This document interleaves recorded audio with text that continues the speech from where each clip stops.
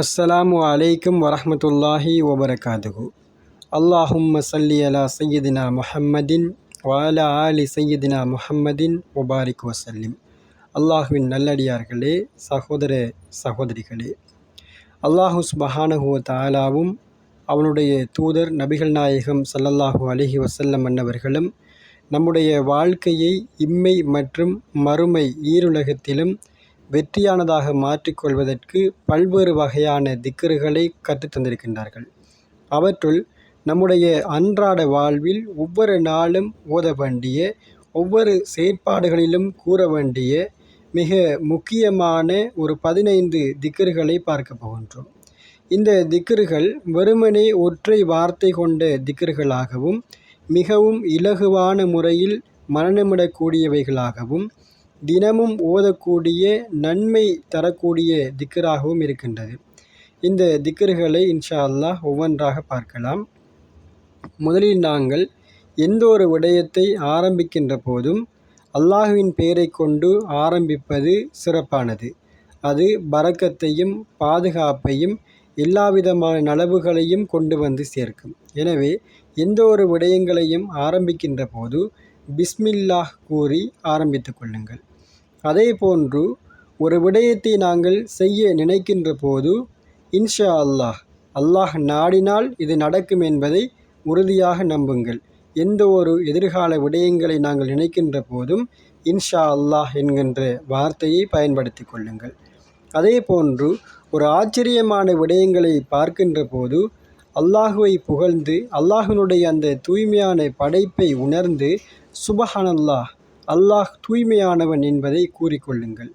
அதே போன்று அடிக்கடி அல்லாஹுவை நினைவுபடுத்துங்கள். யா அல்லாஹ், யா அல்லாஹ் என்பது எப்பொழுதுமே நம்முடைய நாவுகளில் இருக்கட்டும். எந்த சந்தர்ப்பத்திலும் அல்லாஹுவை நினையுங்கள். அதே போன்று நம்மை ஒருவர் பாராட்டுகின்ற போது இந்த விடயம் நமக்கு அல்லாஹ் நாடியதால் தான் கிடைக்கின்றது. எனவே மாஷா அல்லாஹ் கூறுங்கள். ஒருவர் நமக்கு சந்தோஷம் தருகின்ற போது, நம்மை பாராட்டுகின்ற போது மாஷா அல்லாஹ், இது அல்லாஹ் எனக்கு நாடியது, அதனால்தான் கிடைத்தது என்று நினையுங்கள். அடுத்ததாக ஒருவர் நமக்கு உதவி செய்கின்ற போது அவருக்கு நன்றி செலுத்துங்கள். அதுவும் அல்லாஹ்வினுடைய பெயரை கொண்டு நன்றி செலுத்துவது மிகவும் சிறந்தது. அந்த வகையில் ஜஸாக் அல்லாஹ், அல்லாஹ்வினுடைய நற்கூலி உங்களுக்கும் கிடைக்கட்டும், அல்லாஹ் நற்கூலி கொடுக்கட்டும் என்பதாக அதன் கருத்து வரும். எனவே அவர்கள் நமக்கு செய்த நலனுக்காக அல்லாஹ்விடத்தில் அவர்களுக்கான கூலியை இன்ஷா அல்லாஹ் பெற்றுக் கொடுக்கும் இந்த திக்ர். அதே போன்று எப்போதும் நம்முடைய நாவுகளில் கலிமா இருந்து கொண்டே இருக்கட்டும். லா இலாஹ இல்லல்லாஹ், அல்லாஹுவை தவிர வணக்கத்திற்குரியவன் வேறு யாரும் இல்லை என்கின்ற இந்த கலிமா எப்பொழுதுமே நம்முடைய நாவுகளில் நம்முடைய மரணம் வரை இருக்கட்டும் இன்ஷா அல்லாஹ். அதே போன்று அல்லாஹுவை புகழ வேண்டும். அல்ஹம்துலில்லாஹ், நமக்கு உணவு கிடைத்தாலும் சரி, நமக்கு ஏதாவது ஒரு நலவுகள் நடந்தாலும் முதலில் அல்லாஹுவை புகழ்ந்து கொள்ளுங்கள். நலவுகளுக்காக மட்டுமல்ல, நமக்கு ஏதாவது கிடைக்கவில்லை என்றாலும் அல்லாஹுவை புகழுங்கள். ஏனென்று சொன்னால் அல்லாஹ் நமக்கு சிலவற்றை தடுக்கிறான் என்று சொன்னால் அதன் பின்னால் நாங்கள் அறியாத மிக பெரும் நலவுகளை அல்லாஹ் வைத்திருப்பான். எனவே அல்லாஹ் கொடுத்தாலும் சரி, கொடுக்காவிட்டாலும் சரி, அதில் அல்லாஹ் நமக்கு நலவுகளை மட்டுமே வைத்திருப்பான். எனவே அதற்காக நன்றி செலுத்தும் பொருட்டு அல்ஹம்துலில்லாஹ், எல்லா புகழும் அல்லாஹுக்கே உரியது என்று அல்லாஹுவை புகழுங்கள். அது மட்டுமல்லாது நாங்கள் தும்முகின்ற போதும் அல்ஹம்துலில்லாஹ் என்று கூற வேண்டும். அடுத்ததாக ஒருவர் தும்மிவிட்டு அல்ஹம்துலில்லாஹ் கூறுகின்ற போது, அவர் அல்லாஹுவை புகழுகின்ற போது யர்ஹமுக்குமுல்லாஹ், அல்லாஹ் உங்களுக்கு அருள் புரிவானாக ஏனென்று சொன்னால் நீங்கள் அல்லாஹுவை புகழ்ந்துள்ளீர்கள், அதற்காக அல்லாஹ் உங்களுக்கு அருள் புரிவானாக என்று பிறரை பார்த்து நாங்கள் கூறிக்கொள்ள வேண்டும். அடுத்ததாக மிக முக்கியமான விடயம் பாவ மன்னிப்பு கேட்பது. அஸ்தக்ஃபிருல்லாஹ். இந்த அஸ்தக்ஃபிருல்லாஹ் என்கின்ற வார்த்தை நாங்கள் நினைத்து பார்க்க முடியாத அளவு பரக்கத்தையும் செல்வங்களையும் நமக்கு கொண்டு வந்து சேர்க்கும். அது மட்டுமல்லாது நம்முடைய சிறிய சிறிய பாவங்களையும் மன்னிக்கும்.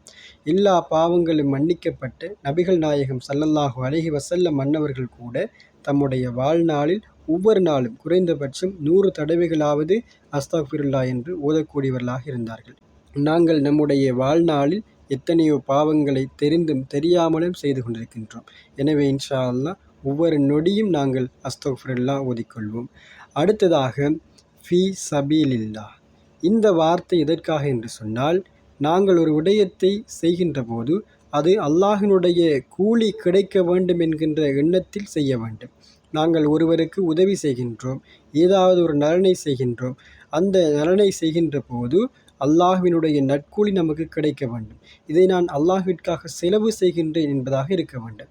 அந்த நேரத்தில் ஃபீ சபீலில்லாஹ் என்று கூறிவிட்டு நம்முடைய அந்த நலவுகளை செய்வது அல்லாஹ்விடத்தில் மிக பெரும் கூலியை கொண்டு வந்து சேர்க்கும். அடுத்ததாக, நாம் நினைத்த காரியங்கள் நமக்கு நிறைவேறுகின்ற போதும் சந்தோஷமான தருணங்களின் போதும் தபாரக் அல்லாஹ் என்று அல்லாஹ்விற்கு நன்றி செலுத்துங்கள். அடுத்த விடயமாக, நமக்கு சோதனைகள், கஷ்டங்கள், கவலைகள் வருகின்ற போதும் துன்ப துயரங்களின் போதும் இன்னா லில்லாஹ் என்று கூறிக்கொள்ளுங்கள். இந்த வார்த்தை நாம் இழந்ததை விடவும் மிக பெரும் ஒரு சந்தோஷத்தையும் அதற்கு பகரமாகவோ அதற்கு ஈடாகவோ அல்லது அதைவிட சிறப்பான ஒரு விடயத்தை அல்லாஹ் நமக்கு ஏற்படுத்தி தருவதற்கு இந்த வார்த்தை உதவும். எனவே இன்ஷா அல்லாஹ் மேலே சொல்லப்பட்ட சிறிய சிறிய திக்ருகளை நம்முடைய வாழ்நாளில் அன்றாடம் ஒவ்வொரு நாளும் நாங்கள் ஓதிக்கொள்ள வேண்டும். அல்லாஹ் சுப்ஹானஹு தஆலாவை ஒவ்வொரு கணமும் ஒவ்வொரு நொடியும் நாங்கள் நினைவுபடுத்த வேண்டும். அல்லாஹ் சுப்ஹானஹு வ தஆலா நம் அனைவருக்கும் நம்முடைய வாழ்க்கையை மிகவும் சிறப்பானதாக ஆக்கி தருவானாக. இம்மை மட்டுமன்றி மறுமையிலும் நம்மை நல்லவர்கள் கூட்டத்திலும் வெற்றியாளர்களுடைய கூட்டத்திலும் நம்மை சேர்த்தருள்வானாக. ஆமீன். ஜஸாக்கல்லாஹு ஹைர்.